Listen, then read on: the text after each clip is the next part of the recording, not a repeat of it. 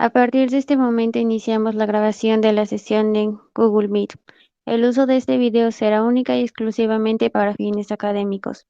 Ninguna persona puede usar las imágenes, audio o información que aquí se comparte con fines ajenos a la clase. Los derechos de autor son propiedad de Rogelio Aarón Zamorano González, del Centro de Estudios Avanzados y de Nuevo Liderazgo Nacional con Aarón Zamorano AC.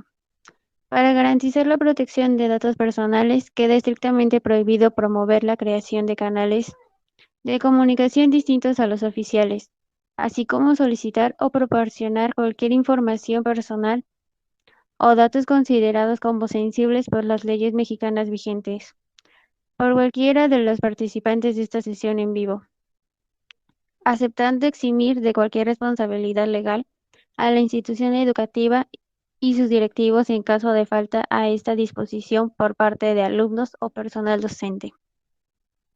El carbono es considerado como el principal de la tabla periódica, porque nos mencionan que este elemento va a ser importante para los seres vivos, ya que como tal conforma la base de la vida como la conocemos.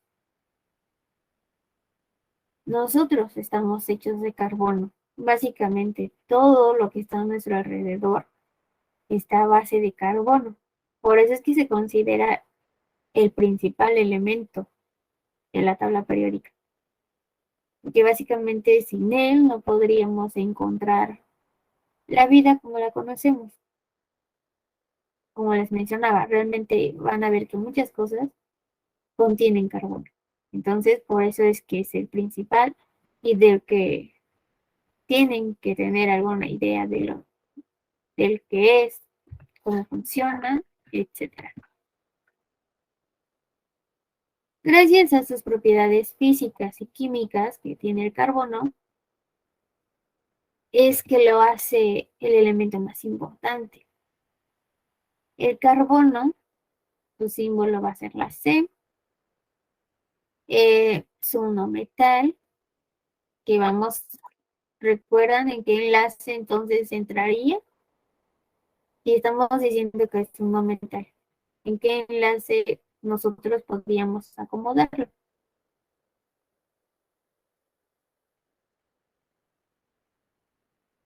En el covalente. Exactamente.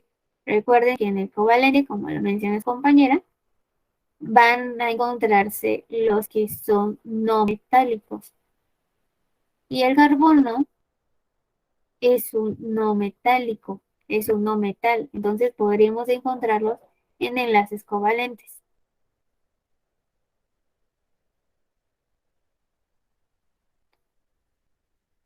Su número atómico es el número 6. Generalmente los números atómicos van a encontrarlos en la parte superior izquierda. Se sitúa en el segundo periodo y en el grupo 14 de la tabla periódica. La mayor peculiaridad del carbono es que puede unirse tanto a sí mismo como con muchos otros elementos químicos, de modo que llega a formar más de 10 millones de compuestos. De hecho, hay un área que estudia el carbono de manera específica. Así que imagínense qué tan importante es para la química, para las ciencias naturales y para la salud este elemento, que el simple hecho de que se tenga un área en específica de estudio del carbono, ya no solo de los elementos, sino específicamente del carbono. Así que imagínense la importancia que se tiene.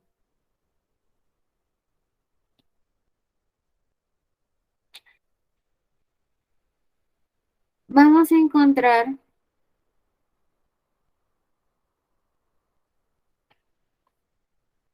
que el carbono va a tener diferentes tipos, no es solo como el que conocemos. Estos van desde el diamante hasta el grafito, que lo vamos a encontrar comúnmente o de manera muy sencilla en los lápices. Los lápices están hechos de grafito, lo que hace que nosotros podamos pintar ese como colorcito negro, que es el grafito. Así que pueden ver que el carbono realmente está en todos lados y lo usamos todo el tiempo. El carbono pues van a ser sustancias con propiedades físicas y químicas muy diferentes. A pesar de estas, están compuestas exclusivamente por el mismo elemento químico.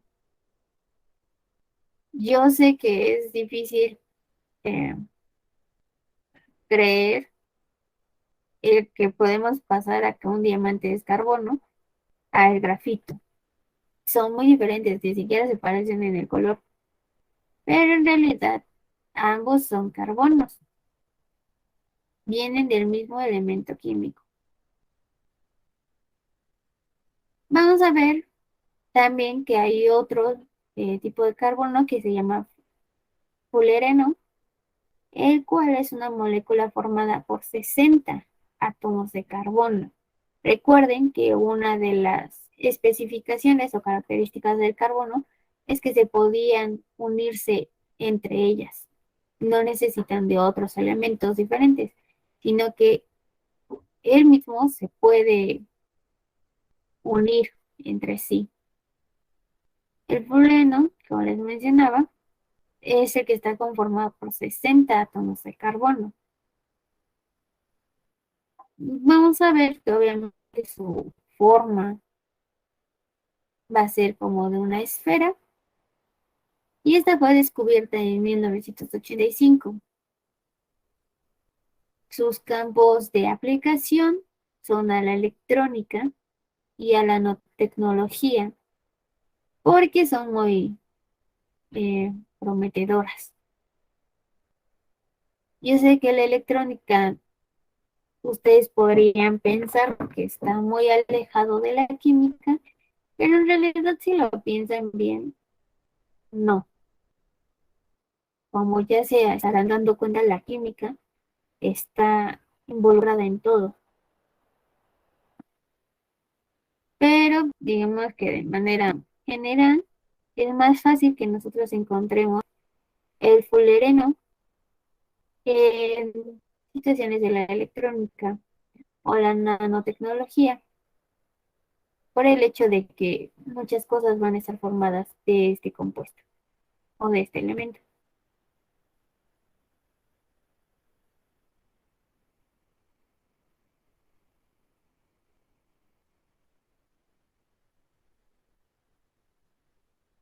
Vamos a ver entonces los óxidos y los ácidos.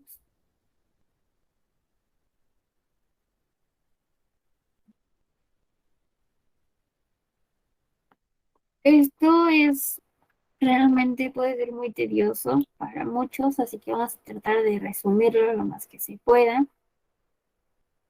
para que no se revuelvan en la información y realmente puedan recordarlo de manera fácil y no complicarnos la existencia, porque realmente puede llegar a ser muy tedioso esta parte.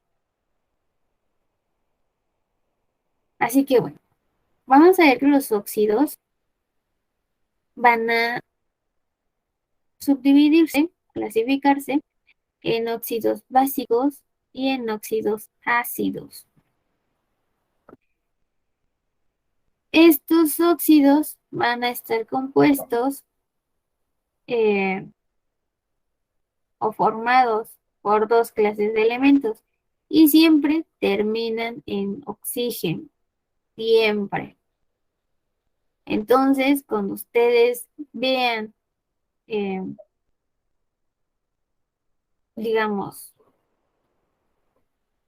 eh, una sustancia o un compuesto para que ustedes le tengan que dar nomenclatura, sepan que es un ácido porque siempre, siempre, siempre terminan en oxígeno. Siempre es una forma muy sencilla de encontrarlos. Es el más simple porque como pueden verlo, eh, solo contiene dos de manera muy sencilla. Por ejemplo, el calcio más el oxígeno. Solo van a tener dos elementos a diferencia de los cuales vamos a ver más adelante.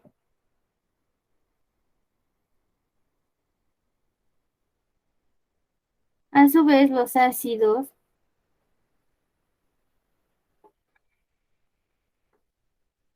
van a ser los que tengan un sabor agrio, sin embargo, van a ser buenos conductores de electricidad. Esto cuando estén disueltos en agua. También llegan a ser corrosivos para la piel y pueden provocar quemaduras y neutralizan también las bases. Su estructura o forma siempre van a empezar con hidrógeno. Es una forma muy fácil de que ustedes puedan identificarlo, porque siempre empezarán con hidrógeno. Y van a ver que este es más complicado, se le están agregando un poco más de elementos, pero ya no por sí solos, van a estar como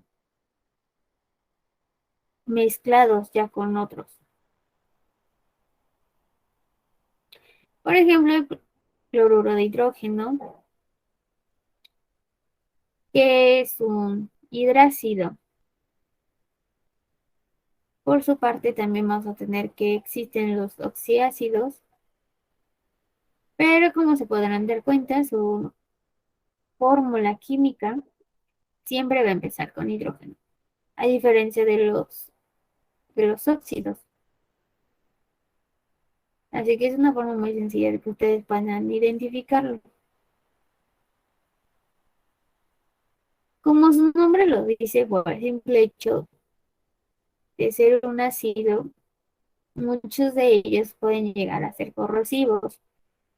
Podemos encontrarlos en productos que usamos diariamente en la cocina, para lavar los baños, trapear. Cuando un elemento llega a ser corrosivo para la piel, puede provocar muchísimas cosas. Por ejemplo, el hecho de que si nosotros quisiéramos mezclarlo con alguna otra sustancia, por ejemplo, no sé, el agua o el jabón, si este no llega a ser compatible y a ser corrosivo, eh, podemos provocar un gas tóxico e incluso de manera muy sencilla, ya no de que nosotros mezclemos cosas, pero el simple hecho de que si estamos tratando con un ácido y nosotros no usamos guantes, con el tiempo vamos a ver que se nos van a borrar incluso hasta nuestras huellas dactilares. Por eso es que muchas veces las mamás o las que trabajan en el área de limpieza ya casi no tienen sus huellas dactilares por este tipo de situación, porque es corrosivo, a lo mejor a un bajo nivel, pero si nosotros lo hacemos de manera cotidiana y no tenemos cuidado con estos compuestos químicos, estas sustancias químicas, podemos ver que pueden pasar cosas desde que se nos borren nuestras huellas dactilares y tener problemas más adelante, no solo para como un medio de identificación, sino van a ver que hay muchos bancos que te piden ya tu huella. Imagínense si no se les puede detectar, va a ser un problema muchísimo mayor. Y como sabrán, antes se usaban las huellas dactilares eh, como si fuera su firma. Y ahorita hay métodos de identificación en las cuales usan estas huellas. Entonces, imagínense una persona que no las tuviera. Sí, vamos a saber, tenían contacto continuo con sustancias químicas corrosivas, pero nada más. No nos va a permitir ver más allá de. Obviamente que si nosotros va a haber sustancias que son más ácidas, ¿no? Y que pueden provocarnos quemaduras, por ejemplo, el sarricida. Hay que tener muchísimo cuidado con ese, el cual creo que en muchos hogares se usa y que no tienen cuidado como debería de ser. Si ustedes llegan a usar ese elemento, esa sustancia, sí les recomiendo que tengan mucho cuidado, porque por sí solo el sarricida genera un gas tóxico y muchas veces las personas lo usan sin usar guantes ni cubrebocas. Entonces, imagínense lo que le están haciendo a su cuerpo, que ya vimos. Ahora vamos a hablar sobre las bases y las sales. Las bases, por su parte, van a ser las que tengan un sabor amargo, van a ser conductores de electricidad. Esto cuando estén disueltos en agua. Van a ser suaves al tacto, teniendo un aspecto jabonoso, pero que llegan a ser corrosivos con la piel. Y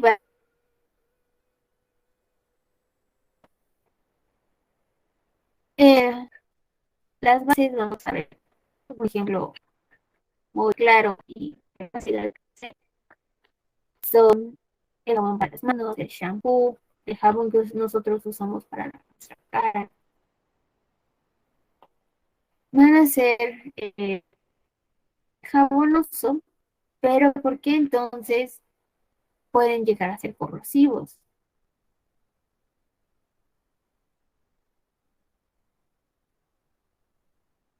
Por eso es que, ok, pueden ser neutralizantes de los ácidos.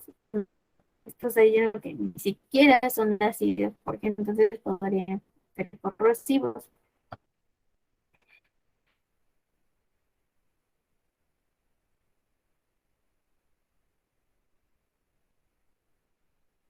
Ah, porque pues al final de cuentas estamos viendo que está acompañado de un detalle. Nuestro ojo, aparte de que de por sí es sensible,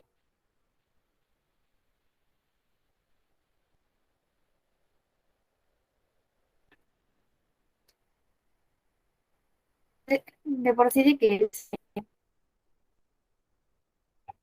sensible nuestro ojo, si nosotros eh, le metiéramos, le cayera por accidente un jabón, obviamente que el ojo porque es corrosivo, el que ha sido obviamente, pero sí llega a ser corrosivo. Por eso es que muchas veces las personas tienen como reacción a esto alergias, sarpullido, caspa incluso, porque de cierta manera está siendo corrosivo. No sé si sepan, pero la caspa es básicamente células muertas, es piel muerta que se desprende en nuestro cuero cabelludo. Por eso es que se ve así la caspa. Básicamente son células muertas.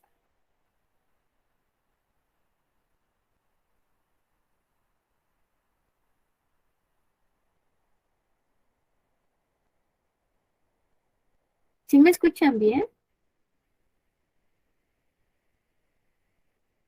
Sí, Sí, profa. Ah, A mí se gracias. me corta un poquito, profesora. Sí, estoy poniendo en el chat que se escucha mal el audio como cortado. Si llega a pasar, avísenme, porfa, para que vuelva a repetir si se llegaron a atrasar un poquito. Una manera muy fácil de identificar las bases va a ser que su terminación siempre va a ser en oxígeno e hidrógeno, pero juntos, no por separado. No solo se va a encontrar uno, van a encontrarse los dos al final. Y este va a estar acompañado por un metal. Entonces, recuerden qué enlace llevaba un metal.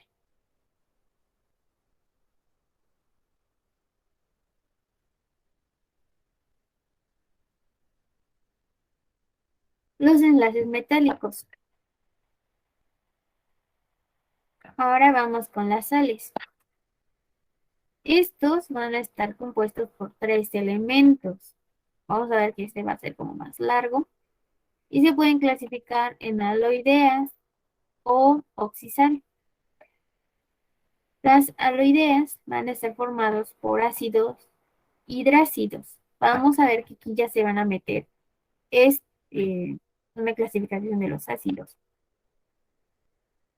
Pero, como les mencionaba, va a ser muy fácil identificarlos porque los ácidos, como podemos ver, solo están compuestos por dos. En las sales van a estar compuestos ya por 3 elementos. Un ácido hidrácido más una base, que ya vimos. O puede ser un metal con un no metal. En los oxidales van a terminar en oxígeno porque vienen, como ya vimos, de un óxido. Recuerden que los óxidos siempre van a terminar en oxígeno. Entonces va a ser un oxácido más una base. Por eso es que va a ser fácil de que ustedes puedan identificarlo. Las bases van a ser muchísimo más largas que todos los demás. El más simple va a ser el óxido. Recuerden, va a terminar en oxígeno. Va a ser el más corto incluso. Van a ver que los símbolos de los elementos van a ser hasta más simples de recordar.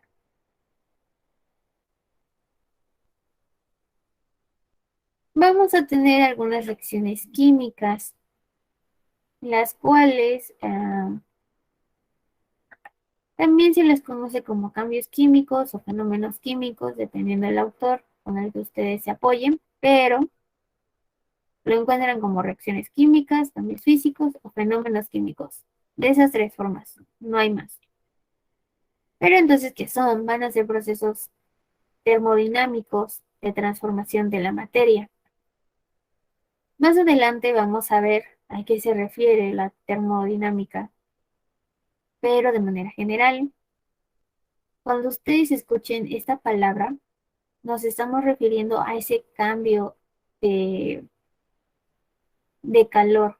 Vamos a necesitar calor para que se active esta reacción.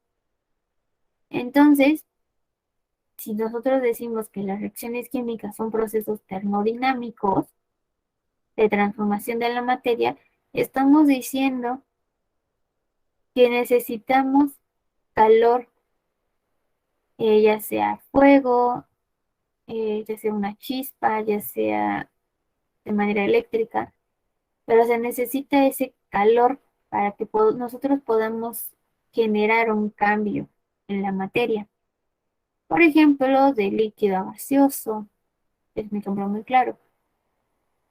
Y esto va a generar reacciones químicas, va a hacer ese cambio, esa transformación en la materia que se tiene. En estas reacciones intervienen 2 o más sustancias, pueden ser reactivos o reactantes, y van a cambiar de manera muy significativa e importante en el proceso. Pueden consumir o liberar energía para generar 2 o más sustancias llamadas productos. Toda reacción química va a someter a la materia a una transformación química, alterando su estructura y su composición molecular. Porque como ya lo vimos, ya lo mencionamos, cuando nosotros eh, queremos cambiar la energía que se tiene o hacer esa descomposición, vamos a ver que se está alterando su estructura porque ya lo estamos separando o ya lo estamos uniendo. Entonces automáticamente se altera su estructura, ya no va a ser como nosotros las conocemos. como los vimos en los ejemplos anteriores. Si nosotros agregáramos cloro y sodio, por sí solos son eso. Pero si nosotros lo unimos, vamos a ver que ya ni siquiera podemos mencionarlo de la misma manera, porque ahora es un cloruro de sodio. No sé si me de explicar, pero va a ser esa transformación.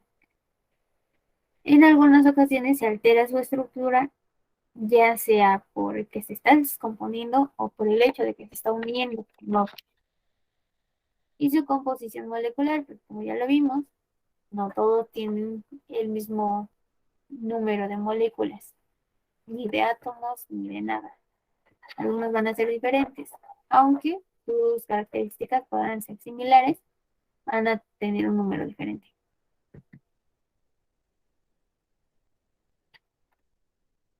Las reacciones químicas se van a representar mediante ecuaciones químicas, es decir, las fórmulas en las que se van a describir los reactivos participantes y los productos obtenidos.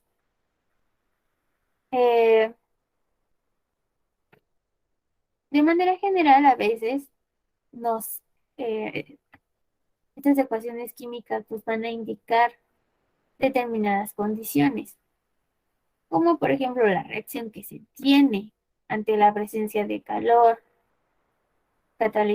catalizadores, la energía de la luz eléctrica, etc.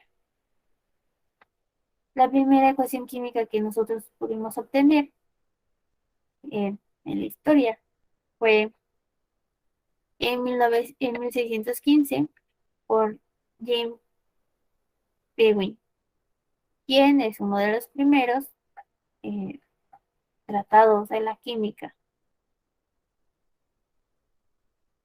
Su fórmula general, por ejemplo, el A y B van a ser los reactivos, el C y D son los productos. Por ejemplo, en los ejemplos que están aquí. Tenemos el calcio y el oxígeno. Estos son A y B. Van a ser ese producto. Después, esto es una fórmula. Después, vamos a ver que tenemos el símbolo de igual. Y este es el resultado. Como les mencioné, ya ni siquiera se escribe de la misma manera. Ya se está uniendo. Pero esto se conoce como ecuación química. Vamos a tener el producto y el resultado. Pero como estamos uniendo dos elementos, obviamente que en el resultado vamos a tener dos elementos también. Entonces es el C y el D.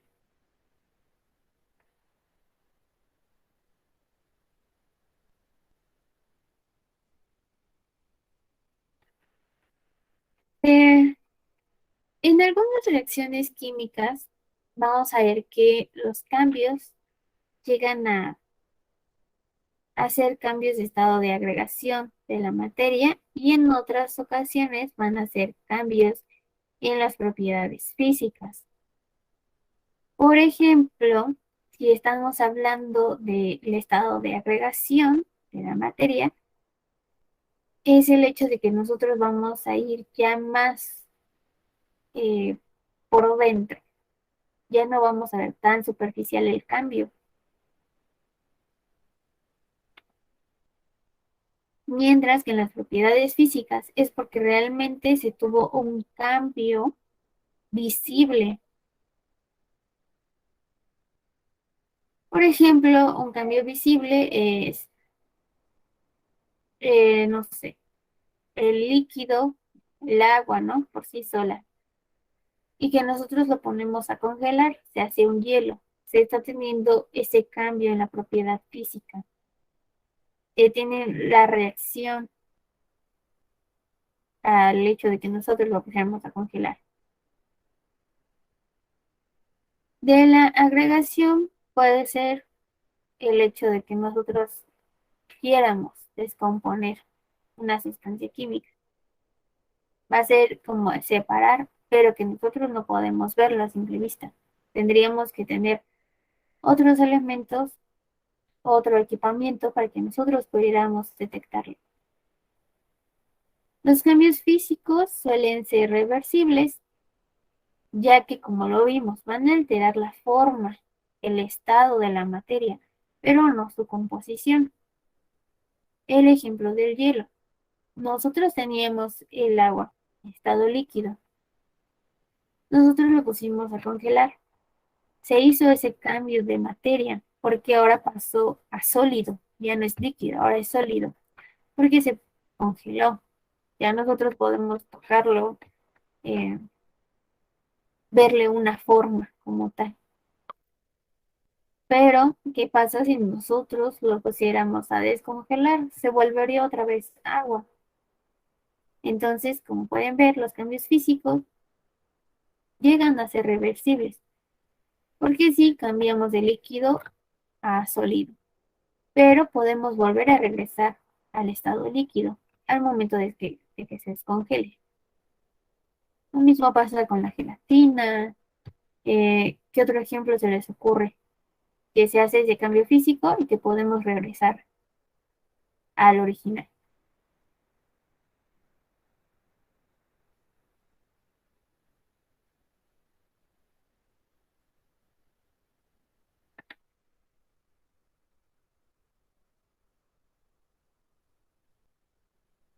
¿Algún otro ejemplo que les ocurra?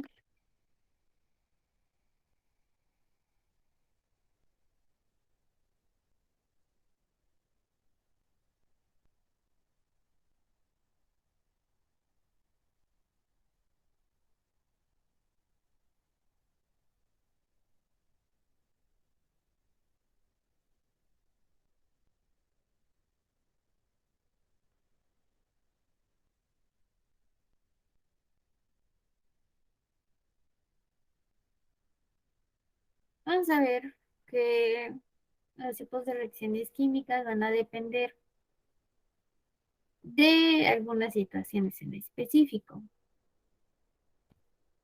Las reacciones químicas pueden clasificarse según el tipo de reactivos a los que reaccionan. En base a esto, se pueden distinguir reacciones químicas inorgánicas y reacciones químicas orgánicas.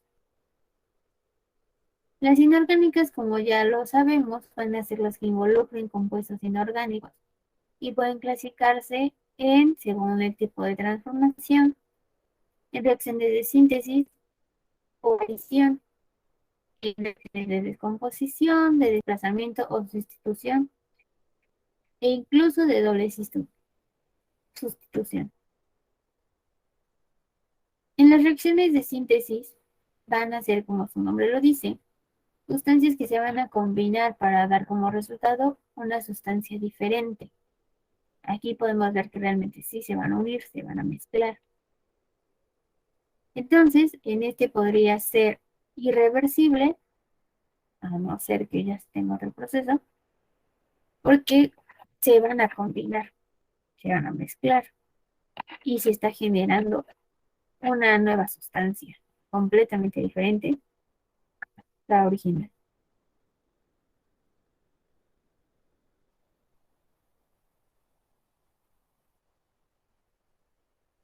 También tenemos, según el tipo y la forma de la energía que se intercambia.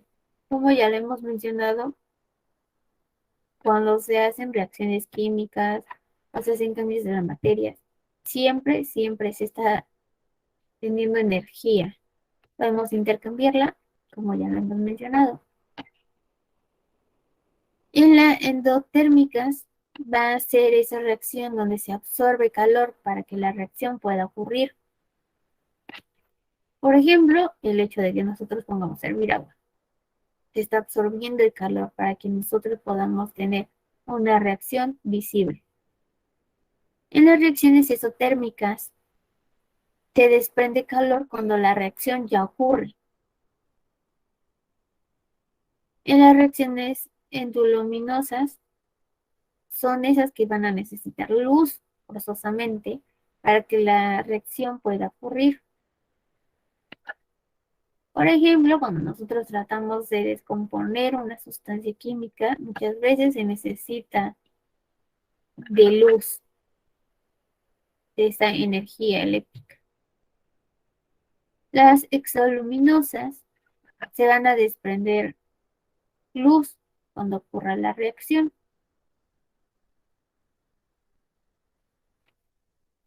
Mientras que en las endoeléctricas se necesita energía eléctrica para que la reacción pueda ocurrir. Y por último, en la exoeléctrica se desprende o se genera energía eléctrica cuando ocurre la reacción. Estos podemos verlos de manera cotidiana.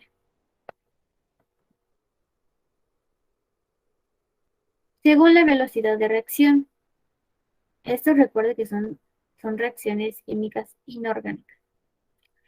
Tenemos reacciones lentas y rápidas. Las lentas, como su nombre lo dice, la cantidad de reactivos consumidos con la cantidad de productos formados va a ser en un tiempo determinado, el cual va a ser muy poco. Mientras que en la rápida, por su parte, como su nombre lo dice, va a tener un tiempo determinado bastante amplio. Vamos a ver que también hay reacciones químicas según el tipo de partículas que estén involucradas. Como ya los vimos en el anterior, tenemos ácidos, bases, así como los óxidos. Tenemos reacciones ácido-base que van a transferir protones. Aquí se van a... Un elemento va a ser el que ceda y el otro va a recibir. Pero básicamente en esa reacción se están transfiriendo los protones. Tenemos también las reacciones de oxidación-reducción. Aquí se transfieren electrones. Si el número de oxidación de un elemento aumenta, este automáticamente se va a oxidar. Si disminuye, este se reduce.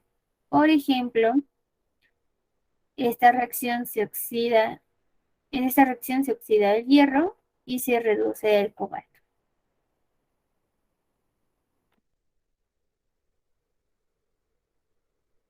Según el sentido de la reacción, pueden ser reacciones reversibles e irreversibles, así como reacciones orgánicas. Las reversibles, como ya lo vimos, es de que se pueda regresar a ese cambio, al estado original, en ambos sentidos.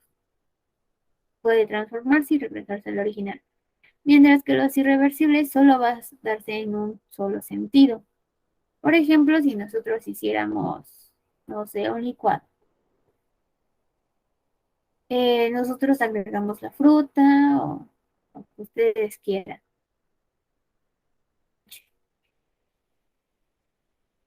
Ustedes quieran hacer. Estamos pasando de un sólido a un líquido, pero nosotros ya no podemos regresar al estado original porque ya lo licuamos. Ya lo mezclamos, ya no podemos regresar a como estaba antes. Mientras que las reacciones orgánicas van a involucrar, como su nombre lo dice, compuestos orgánicos.